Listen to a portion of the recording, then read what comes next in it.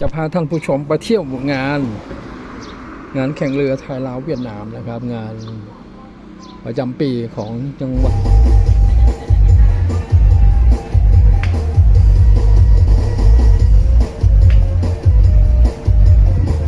งานแข่งเรือ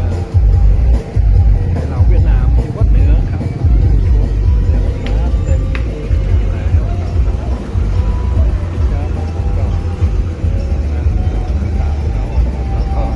มาเที่ยวนะครับเที่ยวงานแข่งเรือไทยลาวเวียดนามนะครับพร้อมแล้ว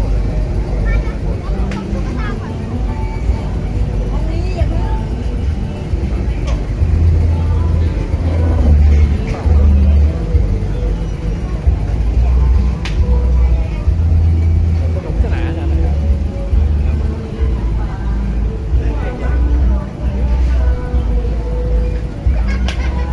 ตอนที่3นะครับก่อนจะถึงงานแข่งเรือ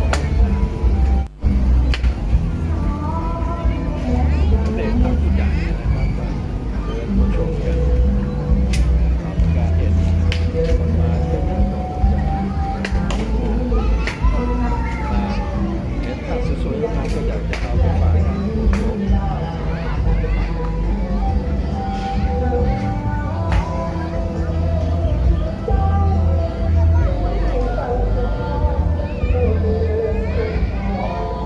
วัดเหนือ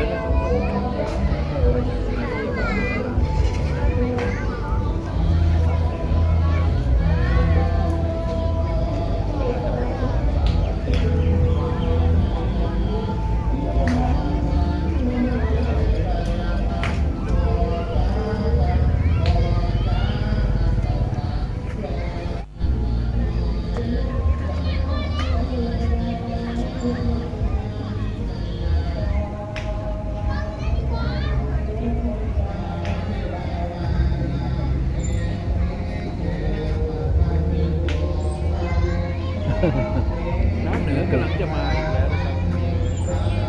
อากาศเริ่มจะรถไฟความเร็วสูงจังหวัดที่อยู่ริมฝั่งของ70 วัตต์ที่ไทยนะว่าน้ำจากบางเช่นเราจะมานะครับจะมา28 กรกฎาคมแล้วก็ถึงเดือน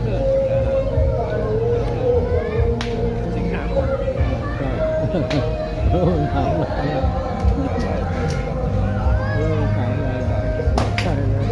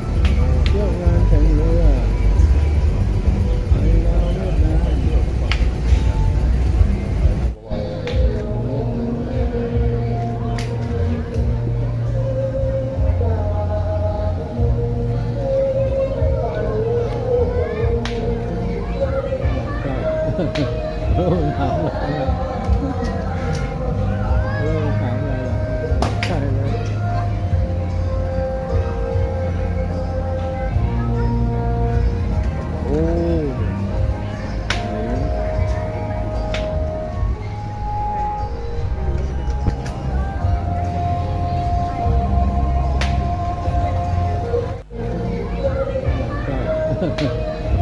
ำเลย